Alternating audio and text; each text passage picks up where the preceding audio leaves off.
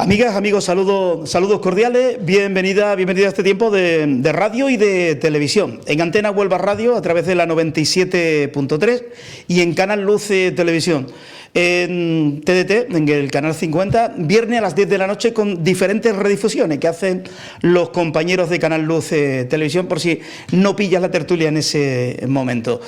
Y la noticia de la semana sigue siendo Diputación Provincial de Huelva. Nuevo presidente, nueva presidenta. Lo vamos a saber el sábado, en torno a las 12:30 aproximadamente, a las 12 se va a celebrar el pleno en el Foro Iberoamericano de la Rábida y ahí ya sabremos quién será el elegido para presidir la Diputación de Huelva, posiblemente pues, los próximos 3 años, hasta las próximas elecciones municipales.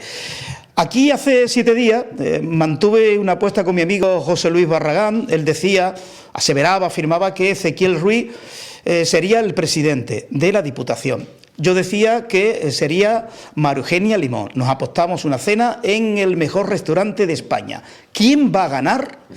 Parece ser que las apuestas se decantan a mi lado, por muchas razones que vamos a contar hoy aquí y porque Sánchez, que al final es el que decide quién será el presidente o la presidenta de Diputación, ya lo ha dejado bastante claro a través de María Luisa Faneca, que es la representante de Sánchez en Huelva en este asunto, y el Partido Socialista en Huelva ha apostado por María Eugenia Limón, a pesar de que hay discrepancia dentro del Partido Juventudes Socialistas por una parte, alcaldes susanistas por otra, el que también tenemos que incluir a Gabriel Cruz, el alcalde de Huelva, que apuesta por Ezequiel. Vamos a desmenuzar todo esto, aparte de otros muchos temas, presupuestos generales del Estado, ese viraje de Ciudadanos, qué va a pasar al final con Ciudadanos, apoyará o no apoyará los presupuestos generales del Estado.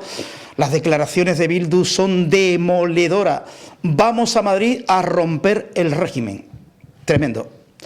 Y más cositas que vamos a hablar, los presupuestos también de la Junta de Andalucía. Vamos a hablar de Pablo Iglesias en esa agenda paralela que mantuvo con motivo de la visita de la representación del gobierno español por países de Iberoamérica. Dicho esto, Javi González es el encargado de llevar la asistencia técnica, hoy con un invitado nuevo que no había venido nunca, Juan Carlos Duarte. Muy buenas, Juan Carlos. Muy buenas, ¿qué tal? Encantado de tenerte por aquí.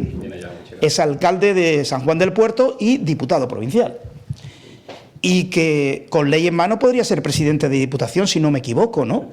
Hombre, solo con ley en mano. Solo necesitaríamos 6 votos del Partido Socialista. Vamos, yo estoy abierto a que ellos al final pues rompan esa disciplina. Además, les dejo el Tesla lo que queda de legislatura. Sería ningún problema. Sería un sorpresón terrible, que al final esos diputados del Partido Socialista que no apuestan por Maru Limón rompieran disciplina de voto y te convierten en presidente de la Diputación. Bueno, por desgracia, eso que sería, creo que bueno que hubiera un cambio en la Diputación Provincial de Huelva, eso es difícil en el Partido Socialista y más con la configuración.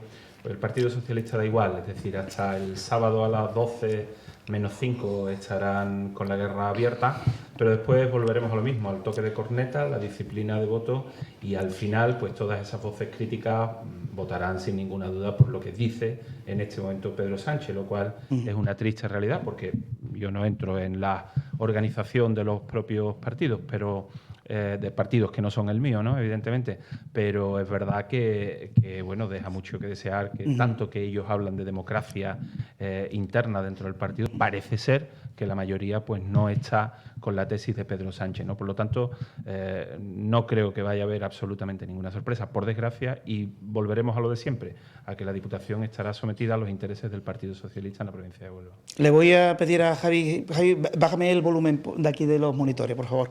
Le voy a preguntar también a Paco Revuelta, que él ha estado en partidos políticos, si esto deja heridas o no. Juan Carlos, simplemente, ¿quién va a ser? Desde tu punto de vista, ¿Ezequiel Ruiz o Maru Limón? En este momento hay 8 diputados que se decantan por, parece ser, según las informaciones en prensa, por Ezequiel Ruiz y 8 diputados por María Eugenia Limón. También es cierto que hay 42 alcaldes y portavoces de distintas agrupaciones socialistas de todos los municipios, incluyendo Huelva Capital, como habéis dicho, o el municipio de Punta Umbría, que se decantan por Ezequiel Ruiz, ¿no? Por lo tanto, es decir, aunque la guerra está abierta, yo creo que al final el Partido Socialista lo que ha demostrado a lo largo de estos años es que el toque de corneta funciona y que la disciplina de partido se impondrá. Por lo tanto, yo creo que va a ser María Eugenia Limón. Bien. Bueno, pues si es María Eugenia Barragán, que nos va a invitar absolutamente a todos a una cervecita con tapa, creo que lo va a perder. Paco Revuelta, psicólogo y analista político. Muy buenas, Paco. Encantado de tenerte por aquí. Encantado de estar aquí. Normalmente esto suele dejar heridas en los partidos una vez que ya todo esto pase y tengamos a presidente. También está el tema del olvido, ¿no? Y el ajuste que tienen las personas. Y todo depende también de si uno vive de la política. Claro, obviamente, evidente. nunca ha estado fuera. Evidente. Al respecto, esto pasa en todos los partidos, no solamente en todos, cierto. En el PSOE. Hay una anécdota del que fue presidente de la Junta de Andalucía, de Rodríguez de la Borbolla, que cuando lo descabezaron como presidente, pues entonces se reunió con alcaldes de su partido. Y entonces, bueno, fueron hablando uno a uno. Y decía uno, hay que ver lo que te han hecho, estamos contigo, no sé cuánto, y así iban más o menos con ese discurso todos. Sí. Al llegar a uno que dijo, bueno, yo estoy de acuerdo con lo que dicen los compañeros, pero yo voy a decir algo que ninguno ha mencionado, y es que nosotros queremos seguir siendo alcaldes. Ajá. Así que, por tanto, bueno, pues lo sentimos, pero nosotros seguiremos la senda para permanecer. Quiero decir que eso son cosas propias de las organizaciones, y mucho más cuando hay muchísima gente que, por desgracia y lamentablemente, fuera de lo que es el ámbito político, nunca se han movido. Así que, por tanto, obviamente, dado los tics autoritarios, más que tics que tiene Sánchez y cómo está moldeando toda la estructura del partido en función de sus propios intereses, también claro que quien va a salir es quien diga Pedro Sánchez. Pues yo lo he dicho. Y las heridas quedan. Pero la gente también tiene esa capacidad de adaptación a los nuevos tiempos. Podemos hablar de Mario Jiménez entonces, sí, que antes lo hemos mencionado previo al inicio de Mario Jiménez, ¿no? Como sí, cambió de ser el que apoyaba y era el portavoz de Susana Díaz a convertirse en un sanchista supuestamente convencido. Sí, hombre, yo recuerdo que he contado aquella anécdota que todos recordamos hace 3 años cuando Susana Díaz, Mario Jiménez, el señor Fernández de Asturias, que fueron, digamos, las cabezas más visibles, ¿no?, que entraron en la sede de Ferrat y echaron a patadas a Pedro Sánchez, algo que desde mi punto de vista yo creo que hicieron bien, en mi opinión muy particular, ¿no? Y pasó el tiempo y Susana Díaz dijo, me equivoqué con aquella acción. El secretario general adecuado para mi partido es Pedro Sánchez, claro. Pegó un viraje impresionante, pero esto hace nada, que lo dijo en el Parlamento de Andalucía, claro. Y es lo que tú decías anteriormente, si Susana Díaz fuese, no sé lo que es, si es psicóloga, si es abogada, si fuese una abogada o una doctora de prestigio, pues diría, licenciada en historia, pero no ha trabajado nunca. Entró en Juventudes Socialistas y no ha trabajado en su vida. Claro, si fuese Susana Díaz una importante doctora, abogada, pues diría, mira, Pedro, ahí te queda, yo me voy a mi despacho y te queda y abandona la política. Pero claro, es el problema que tienen muchos. Dice, ¿y dónde voy yo? Pues tengo que decir que sí, que mi secretario general es el mejor del mundo. Bien, esto es la política y pasa en todos los partidos, como tú bien dices, Paco. O sea, esto no solo pasa en el PSOE, esto pasa en todos los partidos porque ahí está Inés arrimada diciendo, vamos a ver qué viraje puedo hacer porque yo no quiero volver a Cataluña. Enrique, muy buenas. Muy buenas, Paco. ¿Quién va a ganar la apuesta, Barragán o yo? No tengo información privilegiada para eso, pero como yo voy a comer de todas formas... Ya, sí. Es verdad, pierda o gane. Me da lo mismo, porque además no es algo que me preocupe quién es el presidente o no de la Diputación, sobre todo puesto por el partido del Partido Socialista. Imagino que matarse se matarán, seguramente, en el foro iberoamericano de la Rábida. Habrá varias ambulancias para los heridos, ¿no? Recoger los heridos, que entre ellos mismos se desmembren. Debe ser un ambiente muy tenso, ¿no? Algo antipático. Un ambiente tenso. Bueno, Paco, ¿qué crees que puede pasar el sábado allí en el foro iberoamericano de la Rábida? Como dijiste, el pasado jueves será María Eugenia Limón, la persona que de vez en cuando me chivatea los asuntos del PSOE, es un antiguo PSOE-cialista, es amigo, que reside.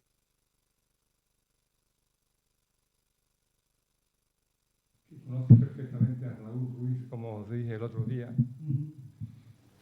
y que entronca el viajecito de Gabriel Cruz y de Manuela Parrado a Madrid con una recepción de órdenes de Pedro Sánchez al respecto de María Eugenia Limón. No va a ser, por lo que me cuentan, Ezequiel, no va a ser, va a ser María Eugenia, como tú decías, como tú bien decías. Y la maquinaria de guerra que es el PSOE, lo que tú apuntabas de broma, de chanza, que así lo entiendo yo, con respecto a que Juan Carlos pudiera ser el presidente de la Diputación, antes soy yo que sea él. Totalmente. Es tan imposible. El PSOE no deja hierba que crezca bajo los pies del adversario. Y en ese sentido, jamás consentirá que después de tanto clientelismo, de tanto esfuerzo, de tanto subsidio, de tanto pago, de tanto peloteo, de tanto robo, de tanta corrupción, permita que el PP, nadie del PP, le arrebate la fuente de ingresos, la fuente de influencia, la fuente de corrupción y la fuente de manejo de los votos. Sí. ¿Y pensáis que alguno puede romperla? O sea, mañana en las votaciones, el sábado van a votar todos, sí, todos los diputados del PSOE, en Diputación, Tengo absolutamente ninguna duda. todos sí a María Eugenia Limón. Yo no tengo absolutamente ninguna duda. Y los que se han pronunciado ya públicamente en favor de Ezequiel, Pues acatarán, dirán que bueno, que al final pues esto es un entente cordial, que ha habido negociaciones, que esta es la voluntad mayoritaria seguramente, se dirán de lo que han dicho, porque el PSOE para esto tiene una facilidad pasmosa a todos los niveles y María Eugenia Limón será la presidenta de la Diputación. bueno, pues pendiente de esas votaciones, a ver. Lo que yo Y- sí, solo ¿sí? discrepo, perdona, Paco, A ver. o sea, Enrique, es decir, yo creo que en el foro ya no va a haber ambulancias en la puerta. Eso será hasta media hora antes, como Entonces mucho. tendremos coches fúnebres entonces para recoger los cadáveres, ¿no? Eso a lo mejor semanas después, a lo mejor semanas No, después. bueno, o no, cadáveres políticos que también pueden ya estar en camino del mortuorio, ¿no?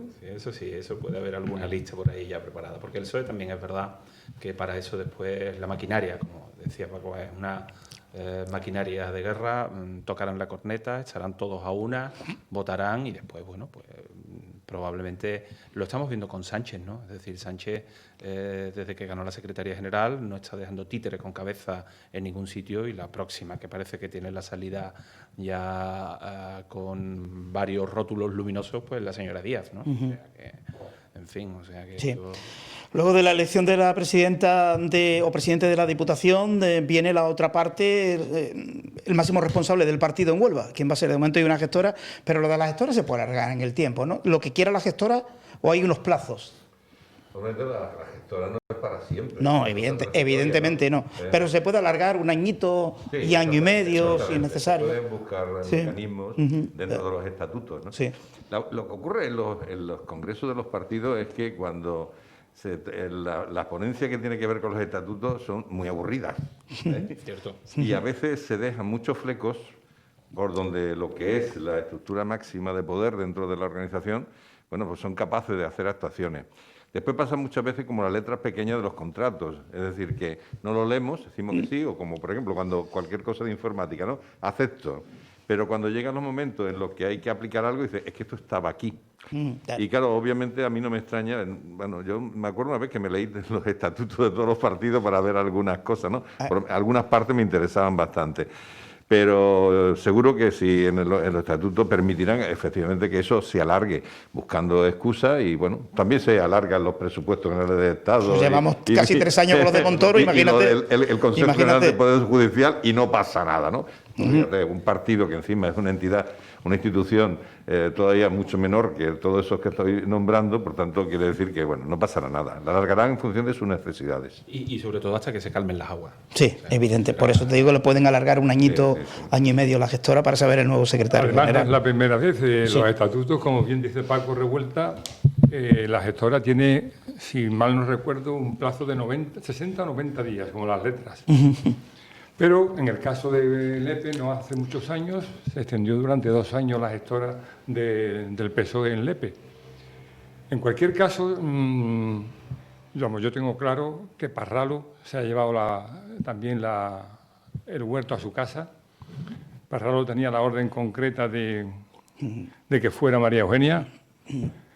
pero que en cualquier caso nadie piense, de los que nos están viendo y nos están escuchando, que algo va a cambiar en el PSOE. Si acaso la imagen de un señor bastante podrida, políticamente hablando, bastante podrida, y será sustituido por una señora que en principio nada hay que reprocharle, absolutamente nada, lo cual ya es un punto muy importante a su favor, pero no obstante arrastra un tema que hoy me han dicho alguien que no tiene nada que ver con el que antes mencionaba, que ojo con María Eugenia Limón, su relación, su vinculación, acaso familiar, con el director general de GIASA, antiguo alcalde de San Bartolomé, ojo con GIASA, ojo con MAS y ojo con ese chiringuito del PSOE que maneja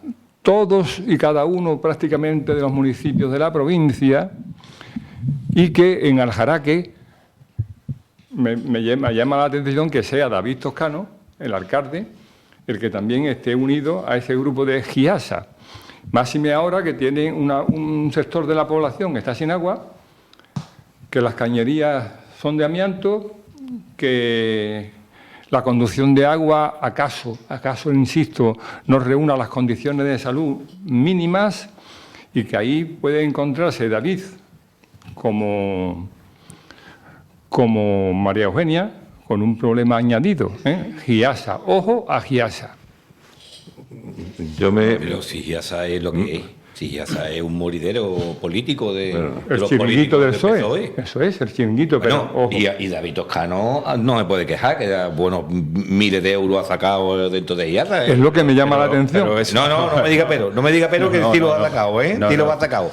En el peor momento de la crisis, este señor estuvo cobrando como directivo de GIASA, me parece que eran 4.500 euros mensuales. Y si quiere lo vemos. No, David Toscano perteneció al Consejo de Administración de GIASA. 4.500 euros mensuales cuando peor momento de la crisis. Pero bueno, pertenecía, como estaban en el Consejo de Administración de GIASA, muchos representantes. Sí, pero no renunció nunca. Hasta que en el peor momento de la crisis no renunció nunca a ese dinero. Cuando la gente, los funcionarios del Ayuntamiento de Aljaraque iban cobrando el IBI, él lo cobraba. Pero bueno, vamos a ver, es que lo sé yo personalmente, lo sé yo. Es decir, el señor Toscano tenía en el Consejo de Administración de GIASA la retribución que tenían en los que pertenecían al Consejo de Administración de GIASA, hasta que evidentemente eso... Bueno, no solamente era un chiringuito del PSOE. Entonces, pero... también había se dice David Toscano está relacionado. Ahora mismo David Toscano la relación que tiene con GIASA es simplemente que su municipio pertenece a GIASA. Nosotros cuando gobernamos en San Juan del 11 al 15, pues tomamos la decisión que ahora incluso todas las instancias judiciales nos han dado la razón de sacar San Juan del Puerto de GIASA. Y entonces Aqualia, quien ganó, y además hay que aplaudirlo. Quien ganó el concurso, fueron 3 las que se presentaron, Aqualia ganó el concurso, y eso hay algo muy importante en estas cuestiones, que cada municipio que se sale de un ente como la MAS y de GIASA puede tomar la decisión de poner la tarifa del agua en su pleno municipal, es decir, que no tiene nada que ver lo que suceda en cualquier municipio de la provincia, pero en cambio en la MAS y en GIASA se define en la MAS y eso vincula a todos los pueblos de la provincia de Huelva, ¿no? ¿Cuál es el resultado? Pues que GIASA en ese momento tiene el agua más cara de la provincia de Huelva que municipios que no están. Yo vivía antes en Corrales y ahora vivo en Huelva, y evidentemente la diferencia entre uno y otro es abismal, pero lo que más sorprende, lo que más molesta es la gestión de un recurso necesario para todos los ciudadanos de la provincia de Huelva, y que estos sujetos que integran esa empresa pública estén beneficiándose con este tipo de chiringuitos del dinero y del coste del agua de todos los ciudadanos, de todos los pueblos que estén metidos dentro de lo que es esa entidad. Hay que decir, yo vuelvo a repetir lo mismo, me voy a afirmar y lo diré siempre, que David Toscano tuvo una buena tajada en su momento, en el año 2010, creo yo que fue cuando ganamos las elecciones. Cierto y verdad es que el que metió y el que introdujo al Aljaraque dentro de... no me acuerdo, un tal Martín, que era el anterior alcalde de Aljaraque, que fue el que metió, cuando perdió el PP con él a las elecciones, la introdujo inmediatamente en GIASA.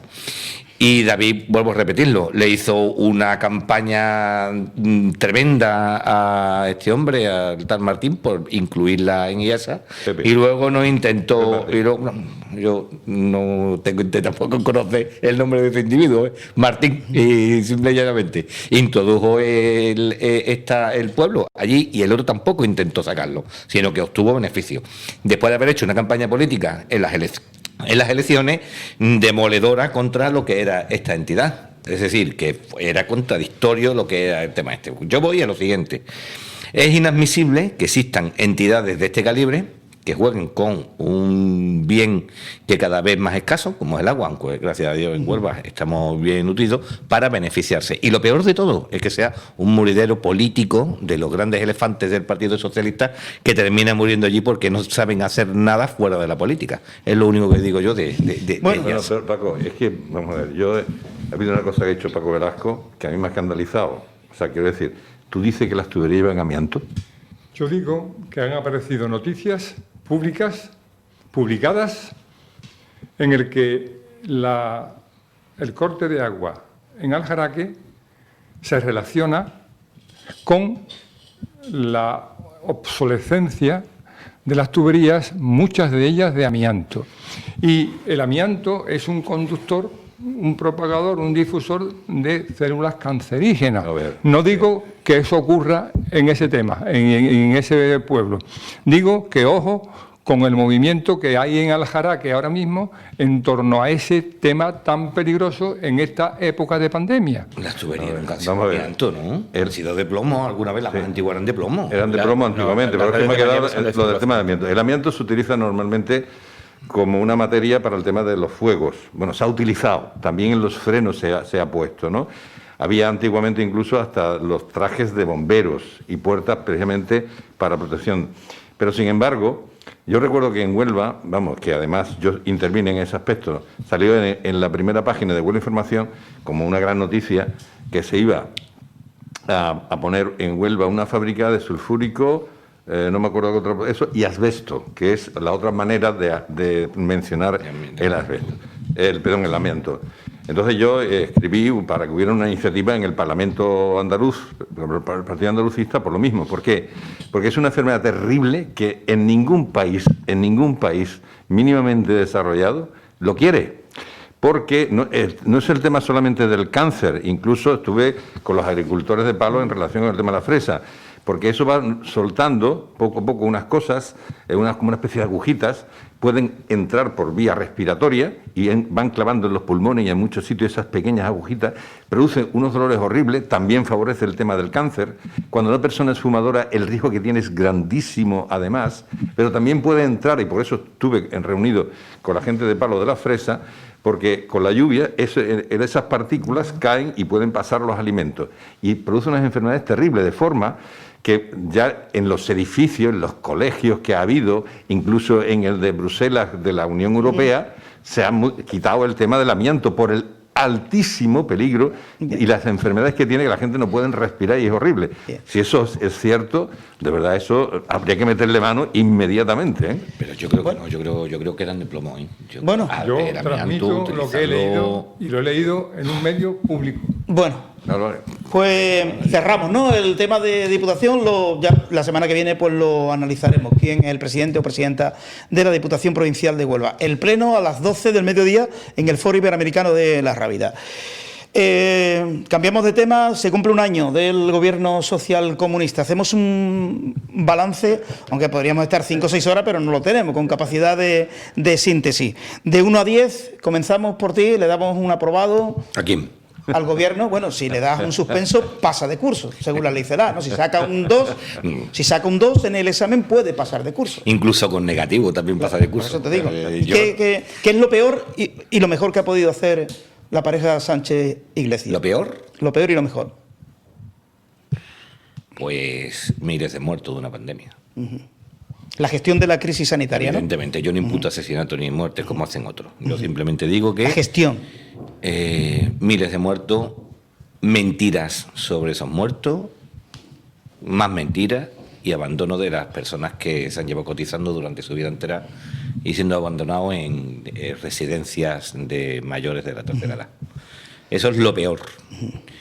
Lo que verdaderamente me da miedo y me preocupa, el desmontaje del sistema democrático que tenemos y la imposición de una dictadura del proletariado, que es a lo que vamos. Las palabras hoy, ayer, me parece. De Bildu, vamos a Madrid a reventar el régimen. Evidentemente. Terrible, ¿eh? Ojo. No, pero ¿a quién le sorprende ya? Ojo.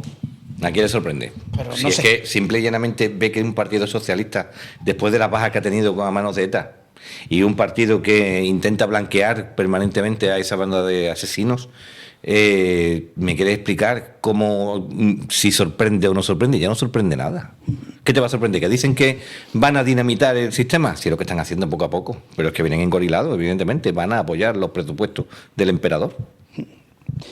Bueno, hay que votar todavía. Pues hay que Vamos a ver votar, si lo pero saca. Ha dado vuelvo el a primer paso. repetirte, no me sorprende nada. Bueno, sí que mira, le ellos han van a vendido, votar que sí, ya lo mira, han ya le han dicho. vendido uno de los idiomas más ricos que hay en el mundo, que es el español, no digo castellano, el español.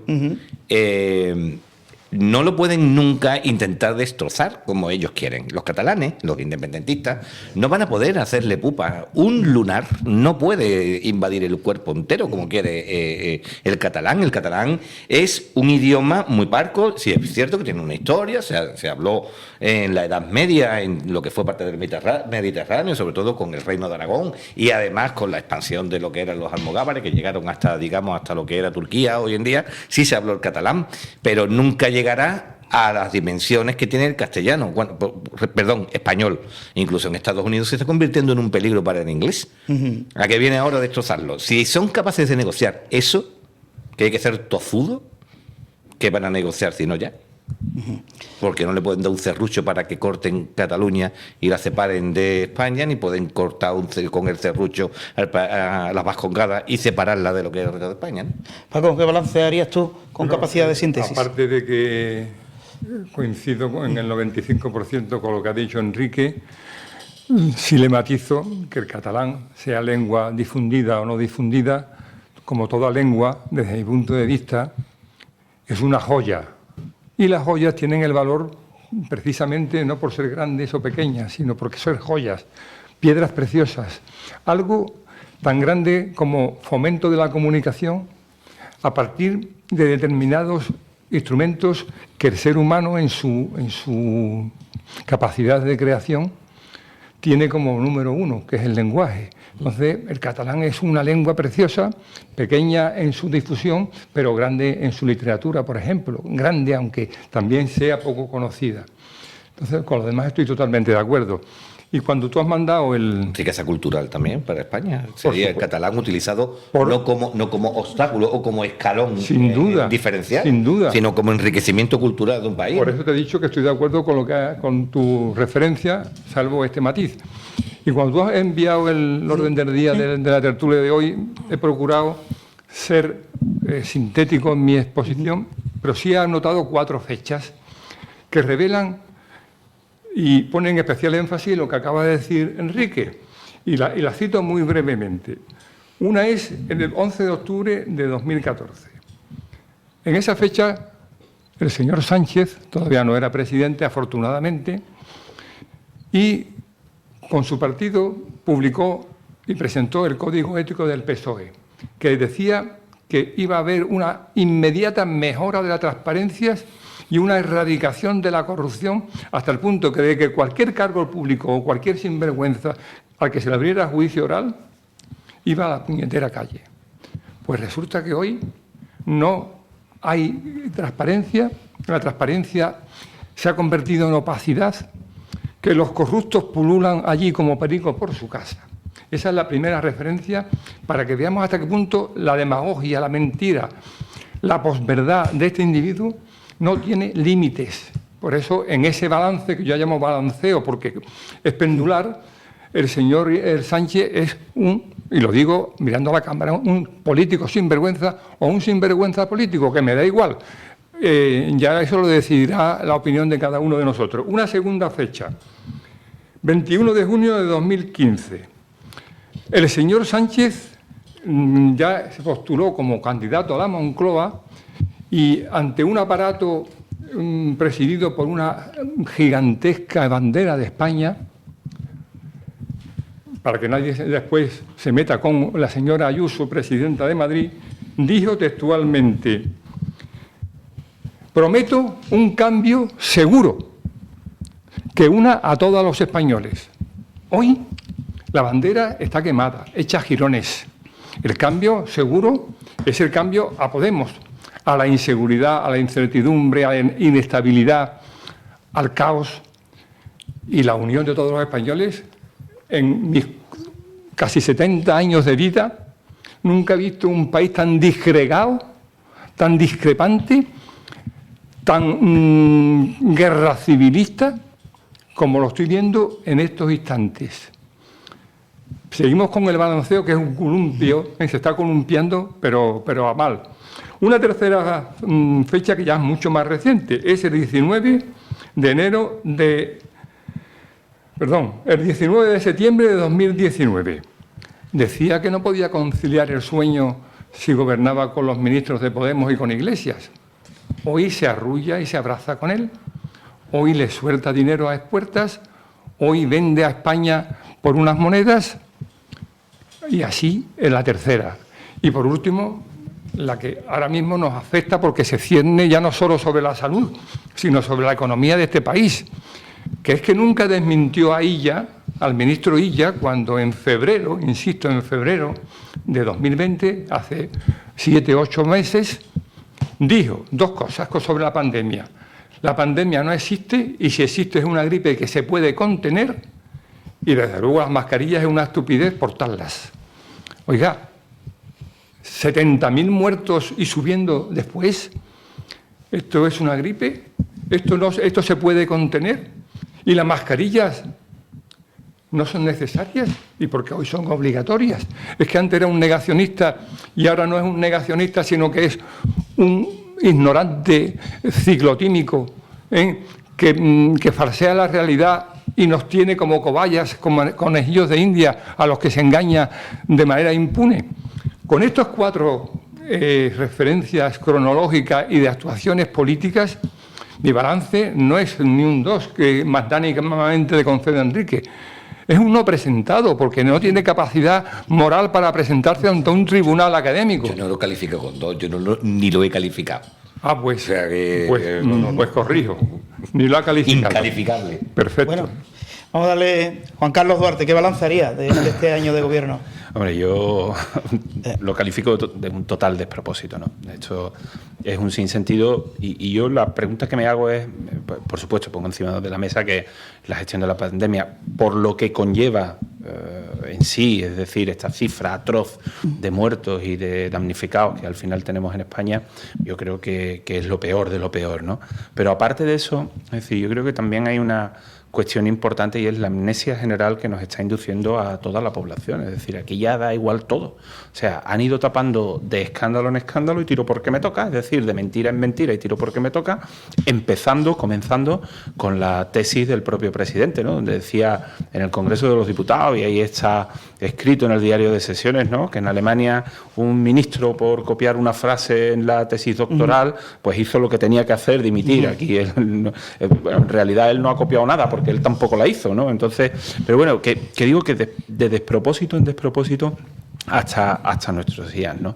El culmen de todo esto es que se están utilizando resortes del Estado pues para atacar directamente a comunidades autónomas, como es el caso de Madrid, donde hemos visto hace unas semanas, donde se utilizaba todo el aparato del Estado para atacar a una presidenta autonómica. Esto no se ha visto en la vida, pero es que además meter las zarpas en los medios de comunicación, en el Poder Judicial, absolutamente en todo. Es decir, esto es un despropósito. ¿Qué es lo que sucede? Que al final están imperando las tesis comunistas que presiden este gobierno, es decir, que Sánchez aguanta al señor Iglesias porque quiere, directamente porque quiere. Y probablemente, es decir, lo que yo veo es que en esta amnesia general en la que estamos inducidos los españoles, pues hay una cuestión importante. ¿Dónde están los socialistas que votaron a Pedro Sánchez porque había dicho todo lo contrario de lo que está haciendo ahora? Es decir, ese nivel crítico tiene que aparecer en la sociedad y tienen que salir esos españoles que digan, oiga, no, mire usted, es que yo no he votado a esto, yo no he votado a este señor para esto, ¿no? Por lo tanto, yo absolutamente incalificable. Paco, ¿qué balance haría de este año de gobierno? Bueno, yo siempre soy muy crítico con la gestión de este gobierno, ¿no? Pero yo discrepo de una cosa, y es que, desde luego, lo que representa, tanto por un lado, Pedro Sánchez como líder del Partido Socialista, como Iglesias, que va de comunista, no es ni el comunismo que yo conocí en su día, ni el socialismo, el corte socialdemócrata, que yo conocí en su día. Para mí hay un factor fundamental en este gobierno, que es el populismo, mucho más allá del socialcomunismo, ¿no? Porque al final, fijaros, si nos ponemos a analizar qué diferencia hay, y de hecho con el tema de la pandemia, recientemente un ensayista, que es donde era, esloveno me parece, no, o polaco me parece que era, hacía una comparativa en base a estudios que se han hecho en cuanto a las actuaciones que han tenido sistemas que se dicen democráticos frente a sistemas que son autoritarios, y bueno, hay muchas similitudes en estos gente que más que nada son populistas, muchas similitudes en la forma de hacer. Por tanto, a mí lo que me preocupa es el populismo que han introducido en la gestión y en toda la acción política. Como cosas malas, por supuesto, está el tema de la gestión, como que yo lo sabéis, ¿no? Y a ti que te mando mis artículos, ¿no? Sí. Mañana también le pego un palito, ¿no? ¿A Fernando Simón? ¿Va por ahí el artículo? El primero es, lo nombro porque hago una secuencia en relación con el tema de las mascarillas, y voy hablando, y lo llamo una descripción del gobierno, que se puede aplicar no solamente al tema de las mascarillas. Primero hay una mentira, después resulta que hay una tardanza de medidas, después hay una presión fiscal a través de impuestos indirectos, etcétera, etcétera, ¿no? Y digo, y esta es la forma en la que está funcionando, ¿no? Y lo de la gestión que ha producido, bueno, pues muchísima gente que ha fallecido, por un lado, y después por otro lado, muchas que se han quedado con unas secuelas importantísimas, y una tercera cosa es cómo está afectando la economía. Pero después hay dos cosas más. El tema de la polarización política, que quizás también lo habéis nombrado vosotros, es de lo peor que ha habido. Es decir, ha interesado dividir a la sociedad en dos, como pasa ahora mismo en Estados Unidos, con otro populista que es Donald Trump. O nosotros o el caos. Y eso es lo que continuamente. Es sorprendente que en cierta ocasión dijeron que no iban a negociar con nadie, salvo con Bildu y con el PP. A mí eso me sorprendió muchísimo, equiparar al PP con Bildu. Es que eso es tremendo, ¿no? Pero han conseguido su objetivo, han conseguido el objetivo de polarizar a la sociedad española, lo cual, además, en una circunstancia como esta, me parece muy grave, enormemente grave, ¿no? Y todo eso, además, ha generado una incertidumbre, porque no sabemos nunca en su funcionamiento, continuamente sacándose cosas de la manga, no cumpliendo la palabra que dicen, etcétera, etcétera, de forma que tú ya no sabes por dónde van a salir. Es decir, nos han creado una continua y permanente incertidumbre, porque dice, hombre, lo lógico, lo coherente sería, y no. ¿Y no? La política de la improvisación, es que ayer, sin ir más lejos, en 5 minutos, un ministro decía que no, que el IVA de las mascarillas no se podía bajar, y a los 5 minutos otro dice todo lo contrario, pero eso en un periodo de 5 minutos. Exactamente, o sea, y Adriana Lastra diciendo en televisión, claro, y a las 3 horas, claro, eso es, y eso lo pongo en el artículo de mañana. Claro. Lo que sí quería decir, una cosa, que hay que tener mucho cuidado de oponer al nacionalismo catalán el nacionalismo español a ultranza, cuidado. Con el tema del idioma, efectivamente, el idioma catalán es un idioma más y forma parte de la cultura catalana. Y hay que tener cuidado porque la lengua es una cosa evolutiva. Cuando aparecen las lenguas romances en la península, por ejemplo, el tema de lo que después fue el castellano, fue como consecuencia de lo que los repobladores, que cuando se iba ganando territorio a lo que era al Andalus, pues resulta que iban poniendo a repobladores que pertenecían a otro sitio, a vascos y a donde fueran. Y entonces, claro, al hablar el astur-leonés se fue modificando eso, ¿no? Y después, cuando llega ya el siglo XIX, básicamente, XVIII y XIX, pues empieza un proceso en los que se convierte en Estado, proceso de homogenización de todo el territorio para que se hablara la misma lengua. Eso no significa que después la lengua sea exactamente igual. En Francia tenemos en el norte la langue d'oil y en Francia y en el sur la langue d'oc. Y el italiano, fijaros, con el tema de las cantidades, cómo hay que ser muy prudente, el italiano actual que conocemos y que cuando alguien va a una academia aprende italiano lo conocen, pues cuando se unificó, que hace apenas 150 años, Italia, lo que hoy conocemos solamente era el 5%, que era una variante del toscano. La variante del toscano. Solamente que, claro, se produce esa política general, porque como bien dijo el primer ministro en aquel momento, dice, hemos hecho Italia y ahora tenemos que hacer a los italianos.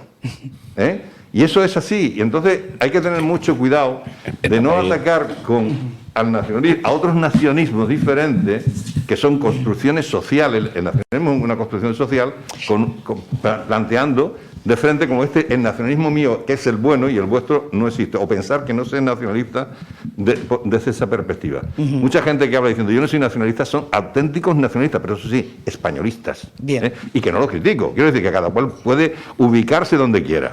Sí, Enrique. Le voy a contestar a Paco porque es que me ha hecho gracia. Yo no he enfrentado el nacionalismo español, que por cierto soy español hasta el Corvejón, y además no lo oculto, ¿no? Con el nacionalismo catalán. He dicho todo lo contrario. Es decir, yo le reconozco al catalán un abolengo porque además el catalán nunca ha sido un idioma de un reino independiente, no ha existido nunca el reino catalán, sino que el catalán es un idioma de un condado que integró lo que fue el Reino de Aragón, que junto con ese Reino de Aragón se forjó lo que fue España. El catalán es un idioma que enriquece culturalmente al español. Somos uno de los países que tenemos 4 idiomas en España: el gallego, el vasco y el catalán.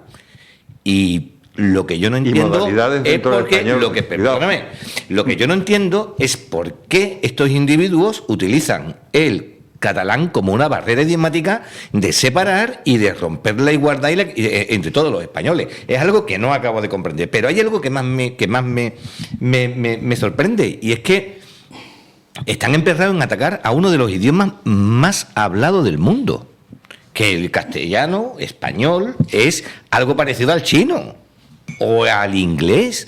¿Cómo se va a enfrentar, vuelvo a repetir, un lunar sin ánimo de molestar o denigrar a ese idioma, para que Paco no me riña, sino simple y llanamente es un lunar contra el cuerpo? ¿Cómo se va a intentar por todos los medios, por el amor de Dios, intentar erradicar un idioma mundial? El catalán no se habla mundialmente. Pero vamos, que te quiero decir con esto que tú te has deslizado un poco hacia el tema del número, y que te has deslizado y te has fundamentado en eso. Lo que te quiero decir, yo no estoy de acuerdo en que ningún idioma, Paco, se utilice como una forma de obstáculo, como dice, como muro, porque es muy importante. O sea, utilizamos los idiomas para comunicarnos, porque es una de las funciones clave del idioma. Pero hay que tener mucho cuidado con eso, porque ellos se agarran a eso, nos discriminan, nos perjudican con este tipo de cosas. Lo está diciendo.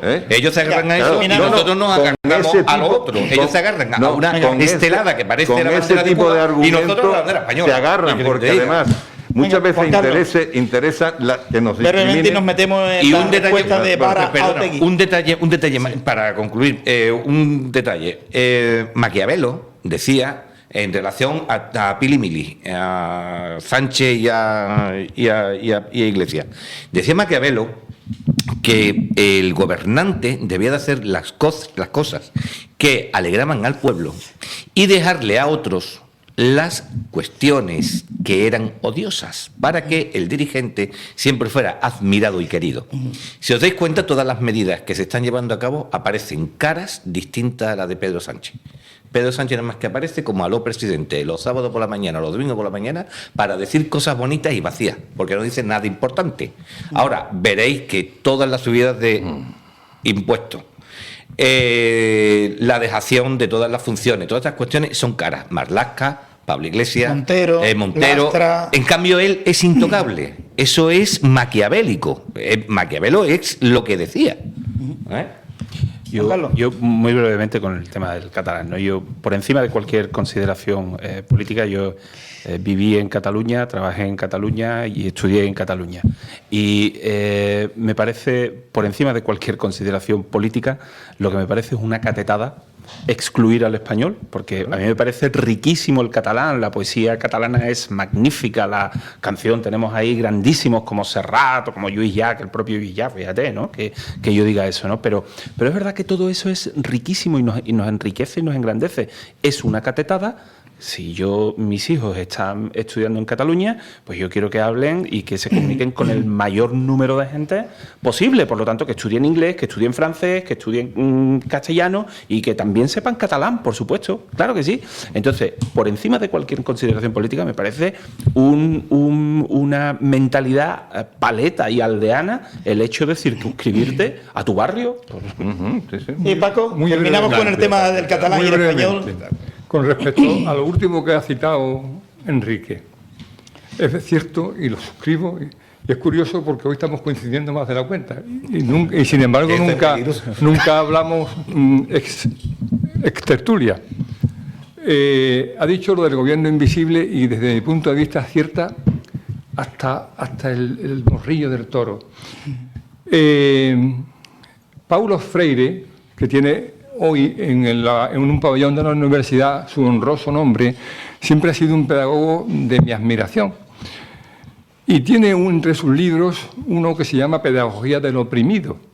Y entonces la pedagogía del oprimido es un canto a la libertad de los pueblos, sobre la ignorancia de los pueblos, la falta de educación de los pueblos, y atribuye esa ignorancia a lo siguiente que ha dicho Enrique. Es debido a que el que manda se hace el invisible para manipular a las masas hasta anestesiarlas para que permanezcan en silencio. Y es lo que se está haciendo ahora. Se anestesia a las masas, que si redes sociales, que si de estados de alarma, que si confinamiento, que si el virus ataca por allí, que si la vacuna. 1001 estrategias para callarnos y meternos miedo. Y ya un punto al que se refirió antes Juan Carlos, al que contesto muy brevemente, ¿qué hace el PSOE histórico? ¿Qué hace la gente del PSOE con esta situación tan calamitosa? Pues te lo voy a decir en unas palabras que hoy he dicho, creo que en mi comentario de todos los días. Voy a utilizar las palabras, aunque sean malsonantes, de un mafioso que es protagonista. El mafioso se llama en la película Tony Montana, la interpreta Al Pacino, y la película se llama Scarface. La respuesta a eso dice que esos del PSOE histórico, esos que discrepan, esos que mañana o pasado van a partirse la cara para ver quién elige a Maru, mentira, esa gente no van a partirse la cara en ningún sitio. Y digo las palabras del mafioso Tony Montana, no son mías, las recreo. Son una panda de cretinos que no tienen huevos para oponerse a tanta injusticia. Pues refiero las palabras de Tony Montana para señalar a todas estas personas del PSOE que debieran ya echar a este señor. Dice viene en relación a lo que voy a comentar de la respuesta de Fernández Vara a Pablo Iglesias sobre los presupuestos. Ya nos metemos también dentro de los presupuestos y de Ciudadanos qué va a decidir Inés Arrimada. Fernández Vara responde a Iglesias. Iglesias dijo: la disponibilidad de Bildu para votar sí a los presupuestos generales del Estado es una buena noticia. Demuestra responsabilidad y compromiso para avanzar con políticas de izquierda. El bloque de la investidura se refuerza y será la legislatura y de dirección de Estado. Y Vara responde: ver a Otegi siendo clave para decidir los presupuestos generales del Estado, que combatió desde un grupo terrorista, me produce una sensación muy dolorosa. Por un lado, del fracaso como país por no ser capaces de que sean irrelevantes. En lo personal, iré a la farmacia a buscar antiemético. Respondo: yo no me siento fracasado por la negociación que mantiene Partido Socialista, el partido de Vara con Bildu, ni somos responsables en el país de que Bildu vuelvan a tener oxígeno. Por lo tanto, señor Vara, no nos meta a todos en el paquete. Insisto, y lo digo por el último párrafo. Por un lado, de fracaso como país por no ser capaces de que sean irrelevantes. ¿Algo que responder a la respuesta de Vara, lo que dijo Pablo Iglesias? Hombre, yo coincido primero que no nos meta a todos en el mismo saco, ¿no? Pero lo siguiente es que este tipo de cuestiones el Partido Socialista las zanja de esta forma, con 2 tuits de un dirigente y ya está. Es decir, yo creo que el señor Vara tiene el prestigio suficiente y resultados que le avalan y trayectoria en la Junta de Extremadura suficiente como para dar un golpe en la mesa. Digo él, digo el señor García Paje, digo otros dirigentes del Partido Socialista que están gobernando en sus autonomías. Oiga, tengo un golpe en la mesa fuerte y digan: no, mire usted, por aquí no, seguro Yo estoy completamente Que le siguen convencido mucha gente. que le siguen muchísima gente y además se perpetúan Sí. en los gobiernos de sus comunidades autónomas. Sí, cierto. Lo que pasa es que, claro, que volvemos otra vez a lo mismo, es decir, la maquinaria del PSOE, la tropa militar, el toque de corneta y a las órdenes de Sánchez, que es a los presidentes. Por lo tanto, este tipo de despropósitos, cuando pactaron con Bildu derogar la reforma laboral de Fátima Báñez, esto de los presupuestos, blanquear como están haciendo, el problema es que el PSOE lo soluciona con 2 tuits y así evidentemente no vamos a ningún lado. Enrique. Esto lo dije la semana pasada. El PSOE actúa, todavía no se ha quitado todas las reminiscencias que tiene marxista y sigue actuando como el PECUS. De puerta adentro es así. Totalmente. Es decir, pero vive del clientelismo político que tiene dentro. La gran mayoría de la gente, mira, hablando antes de empezar el programa, como está hablando de Susana Díaz es licenciada en Derecho. No era en Historia, es en Derecho y además tardó 10 años en sacarse la carrera porque estaba desde que tenía 17 dentro del partido. Esta es una de las sacrificadas como Adrián Lastra por las siglas, de lo cual yo me río. Si tú sacas a esa señora de donde está Claro. y la pones en la calle, ella vendió cosmética.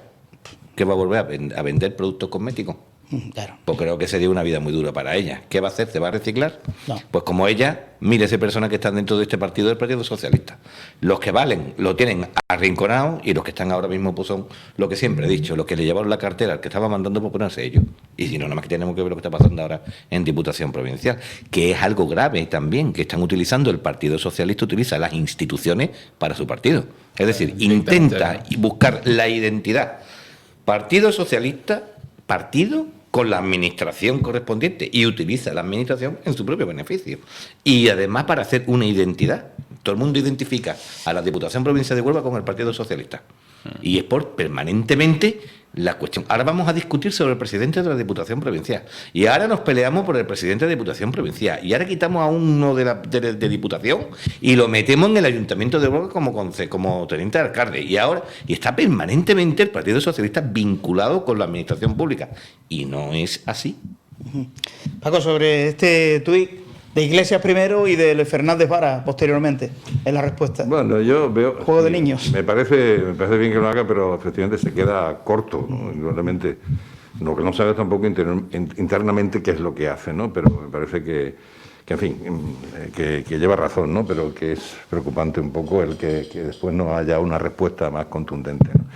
De todas maneras, también siento discrepar también, ¿no? Pero es que hay cosas que son transversales en todos los partidos políticos. Es decir, eso de, Juan Carlos, el toque de corneta, podemos hablar de las listas del Congreso del PP, ¿verdad? Porque, vamos, hubo quien se enteró cuando estábamos en la manifestación del PP con cargo, ¿no? Quién iba de cabeza, ¿no? Aclárate, espérate. ¿Te refieres a las últimas elecciones? Cuando el cambio... cuando Cortés íbamos en manifestación con el tema de la infraestructura y se enteraron sin contar con ellos, ¿no? Estos son temas transversales. ¿De qué depende el que esas cosas ocurran en los partidos? Obviamente depende del recorrido que tenga, de la proyección que tenga, de si están subiendo, si están bajando y de la implantación que tenga. Una vez que tengan la implantación, la gente trata de mantenerse y eso es así, ¿no? Entonces ahora mismo, aunque tanto Lambán como él, en fin, que Fernández Vara salgan con ese tipo de cosas, se sabe que lo que dominan dentro de la estructura es Pedro Sánchez. Y entonces lo que decía antes, lo que conté en la anécdota de Rodríguez de la Borbolla, que es muy ejemplificadora en cuanto al tema de cómo se funciona dentro de los partidos, ¿no?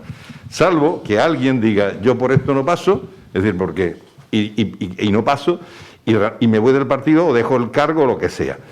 Es verdad que en los partidos la gente tiene que funcionar como pasa con la familia, hay una serie de intereses comunes y unas veces tú tienes que ceder y otras veces estás. La cuestión es dónde ponemos el límite de decir, por aquí yo no voy más. Indudablemente, si yo estuviera en el PSOE, un partido que está con este coqueteo vergonzoso con Bildu, yo desde luego o me iba... o dejaba el cargo o lo que fuera, eso lo haría seguro, ¿eh? ¿O rompe disciplina de voto cuando sean las votaciones? O rompe la disciplina de voto.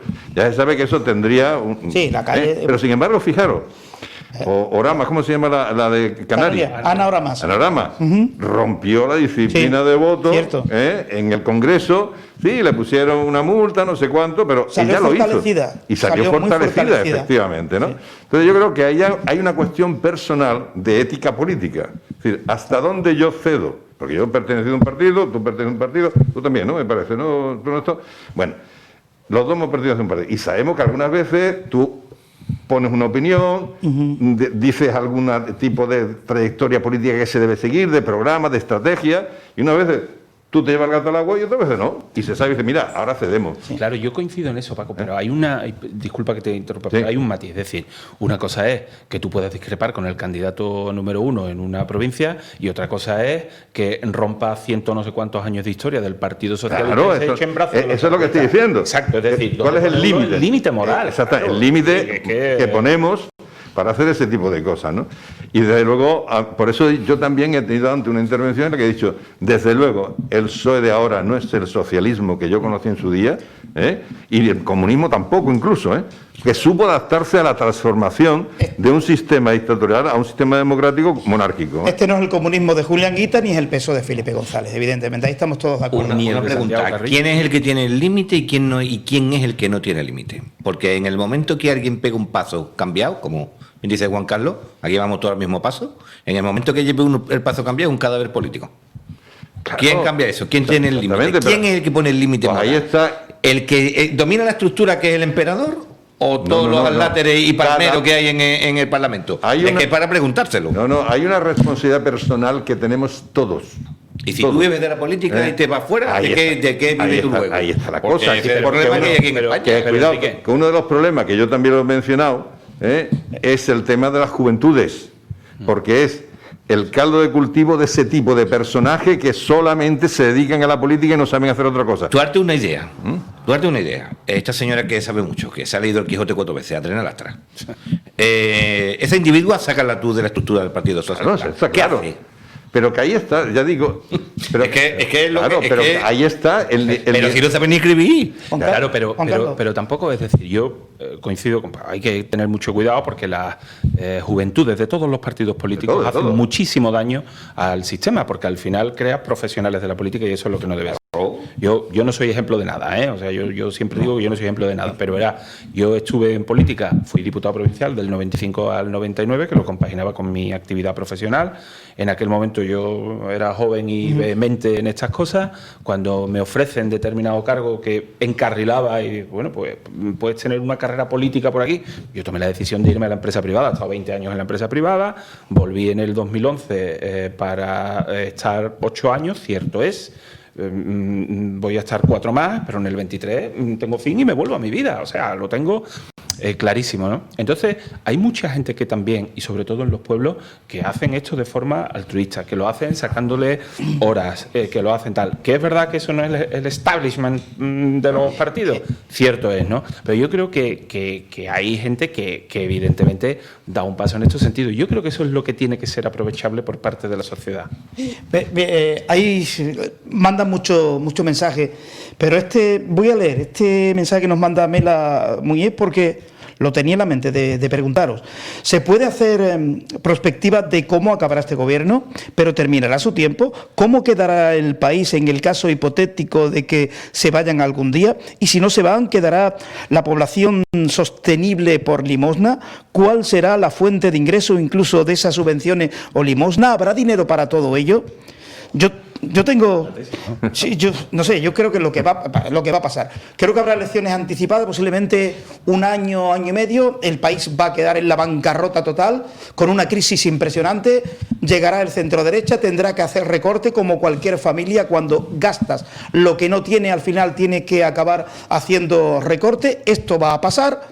Gobernará el centro derecha y volveremos a ver en las calles gente diciendo hay que ver este partido de centro derecha que vuelve a recortar derechos. Claro, pero si dejáis el país sin solar ni tan siquiera el solar, ¿cómo se soluciona un problema económico? Recortando. Eso es una economía casera. Esto es lo que yo creo que va a ocurrir, contestándole a esta señora. ¿Respondemos a esta señora Sí. qué vemos en el futuro inmediato? Sí, vamos, cada una de las preguntas que ha hecho esta señora de por sí es una respuesta. Es decir, es casi una tautología. Pregunto y respondo. Yo la suscribo la respuesta, sus preguntas las suscribo como respuesta, todas ellas. Lo último que puedo decir al respecto es cuándo va a acabar esto. Yo, tal como van las cosas, o esto o esto se acaba de golpe, que casi lo descarto, de golpe quiero decir unas elecciones anticipadas, que ahora mismo lo descarto, o hay una sutileza política que es la de ir arrancando granos del racismo corrupto, del racismo podrido. Aquí sería necesario que al menos Calviño, en los asuntos económicos, y Margarita Robles, en los asuntos constitucionales y jurídicos, diga, presento mi dimisión. Eso sería un grandísimo favor que le haría al país, de una y de otra, sin necesidad, más que de irse por la parte de atrás sin más explicaciones, pero dejar este gobierno de corrupción. Porque, ¿cómo se atreve el señor Fernández Vara a decir que necesita un antiemético? No. Lo que necesita es un emético, es decir, algo que ayude a los demás a vomitar. Porque esto es de vómito, no de contención del vómito. Esto es de vómito. Y a Fernández Vara, por muchos méritos que tenga en Extremadura, que no son tantos porque sigue siendo con Andalucía el culo de España, a Fernández Vara les es aplicable lo que antes he referido sobre el mafioso Tony Montana. No tiene lo que hay que tener para oponerte ante tamaña desfachatez, tamaña incuria política, que es que Bildu te dirija los presupuestos generales de tu propio país. Que Bildu es una coalición independentista de ultraizquierda y pro-etarra, pero sin ningún matiz, pro-etarra, filo-etarra. Que estos señores no pueden llevar 170 acercamientos de sus presos criminales, porque no son presos por robar, son presos por crimen desvergonzado, que han causado muerte, dolor, lágrimas a la población española durante tantos años. Estos señores no pueden acercarse como hace el otro sinvergüenza político que es Grande Marlaska, no puede llevárselo a las cercanías del País Vasco, tienen que dejarlo donde están, cuanto más lejos del foco. Y no olvidemos una cosa, y la señora que acaba de referirte, creo que se llama señora Muñiz. Señora Mela Muñiz. Bueno, pues esa señora es consciente, como todos nosotros, si ha ido al País Vasco. Yo no sé si hace tiempo que no vayas al País Vasco, yo hace 10 años que no voy, pero desisto de ir. Es que ya el País Vasco no es España, y en eso tenemos que mentalizarnos, no es España, España es para ellos una ubre. No, una ubre mientras dure la ubre, no, es algo despectivo, es algo mucho peor que en Cataluña. Y Alsasua, que es Navarra, está siguiendo el extremo más criminal en este sentido de odio, pero de odio recalcitrante a nuestro país. Y eso se nos está olvidando, que aquí hay un golpe de Estado tácito en el que los españoles del resto del territorio no podemos acercarnos allí y manifestar nuestra opinión en ningún sitio público porque te apalean. Sí. Yo lo he sufrido. Y yo digo, bueno, me juego la vida aquí, pero es que me la juego. Es más, en la fiesta de verano de agosto, no recuerdo el nombre en vascuence, en euskera, mi mujer, al pasar conmigo por los distintos chiringuitos que se forman en el centro de la ciudad vieja, fotos de etarras por todos los chiringuitos, pero fotos con toda la es que no, solo la fiesta de verano. Para eso habría que acudir a un psicólogo. ¿Cómo es posible admirar a un asesino, que tú pongas en tu bar o en tu casa la fotografía de un asesino? Esto es para un psicólogo, para un psiquiatra. ¿Qué pasa por la mente de una persona? Adorar a un asesino. Bueno, lo que pasa es que lo que sustenta eso es, claro, son las creencias que se tengan acerca del por qué se produce ese, como ellos llaman, ese conflicto, ¿no? Por ejemplo, Adelcrim, pues aquí era un terrorista y sin embargo Adelcrim fue un genocida. Quiero decir, lo que estoy diciendo es que depende de las interpretaciones que se hagan en función de las creencias que tú tengas y de los postulados que tú tengas, ¿no? Indudablemente hay gente, quiero decir, entonces, ¿qué interpretación hacen ellos? Ellos, si alguien esté muy convencido, que se trata de una especie, como pasó en Irlanda, es decir, que estaban los irlandeses que lucharon contra los británicos, ¿no? Ese es el gran problema, ¿no? De todas maneras, vuelvo a los temas éticos, ¿no? Yo, desde luego, no concibo desde una perspectiva de una persona normal que tenga la foto de alguien que se sabe que es un terrorista, ¿no? Yo no lo concibo, ¿no? Pero es que yo no lo calificaría, verás, cuando el tema de Miguel Ángel Blanco, que hubo una concentración en el ayuntamiento, recuerdo que me se acercó del informativo de Canal Sur de Televisión y me preguntó también una cosa así, ¿no? A nivel psicológico, ¿no? Y yo dije, mire, yo eso no lo clasifico desde la perspectiva de un trastorno psicológico. Yo sencillamente, como persona mala, malvada, y si yo lo que pasa no me gusta decir taco, pero vamos, un pedazo de hijo de puta, quiero decir, y punto, así fue. Quiero decir que no me gusta decir ese tipo de expresiones, pero que no, yo no hay que clasificarlo así, sino sencillamente que hay gente mala. El mal existe y eso hay que tenerlo presente, ¿eh? Es decir, muchas veces nos dice todo el mundo, bueno, ¿qué tontería es esa? El mal existe. Lo que sí ocurre que con el paso del tiempo, bueno, el mal ha ido transformándose, ¿eh? Antes se practicaba una forma y ahora se practica de otra. Y una de las formas que tienen los terroristas es mantener en vilo a toda una sociedad, precisamente matando muchas veces inocentes, ¿eh? Estar siempre en los medios de comunicación, y consiguen su efecto. Porque cuánto dinero se gasta, o se gastan todos los estados, y qué atención y qué esfuerzo para poder controlar precisamente el tema del terrorismo. Es impresionante, es impresionante. Juan Carlos, sí me gustaría, contestándole a esta señora lo que yo le he contestado, ¿voy mal encaminado, crees tú, en ese pronóstico de futuro que hago? A ver, yo creo que estamos viviendo un momento donde todos los días, pues como decía antes, ¿no? Estamos un poco anestesiados con el tema de la pandemia, y es verdad que tendemos a verlo todo negro, porque claro, el único rayo de esperanza pues nos lo dan los ministros, rayo de esperanza entre comillas, son las apariciones públicas de los ministros de Sánchez y el gobierno, ¿no? Con lo cual, fíjate, o sea, apaga y vámonos, ahí es donde tenemos.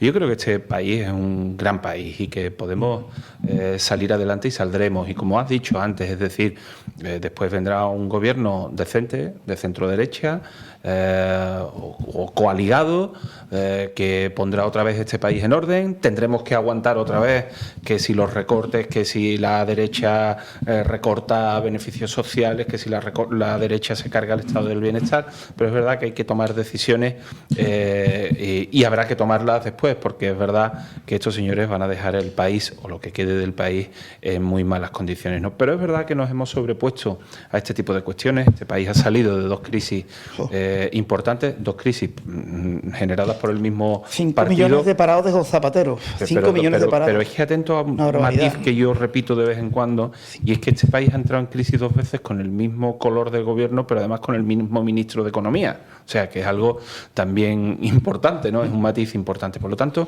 las cosas no se pueden negar. Es decir, cuando estás en una mala situación, tú no puedes decir que eres el campeón estás en la Champions League de todos los países, y ahora el señor Sánchez pues fía todo su éxito a la vacuna de Pfizer que se anunció antes de ayer, me parece, ¿no? Por lo tanto, es decir, este país no puede vivir en las expectativas y no puede vivir siempre de la comunicación del señor Redondo. Este país se tiene que gobernar con hechos, como hizo el presidente Rajoy, o como hizo el presidente Aznar, o incluso como hizo el presidente González, ¿eh? O sea, que en determinados momentos. Por lo tanto, yo creo que contestándole a esta amiga, yo creo que hay razones para la esperanza, y que es verdad que esas razones para la esperanza pasan por un cambio de gobierno. Yo añado una cosa, si me permitís. Habéis dicho antes que, ha dicho Paco Velasco, ¿no? que si Nadia Calviño y Margarita Robles dieran un portazo y se marchasen, probablemente sería una aguantada sin manos y sería a lo mejor un punto de inflexión importante. Sí. Yo añadiría también al señor Planas, que no me parece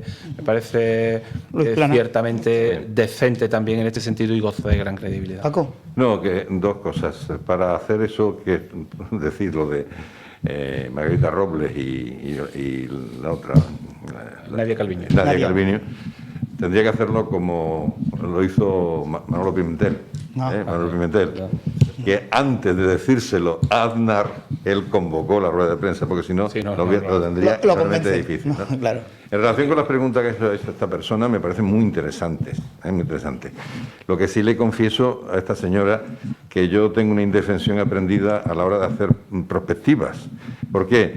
Porque yo empiezo a pensar lo más racionalmente que mi mente me permite.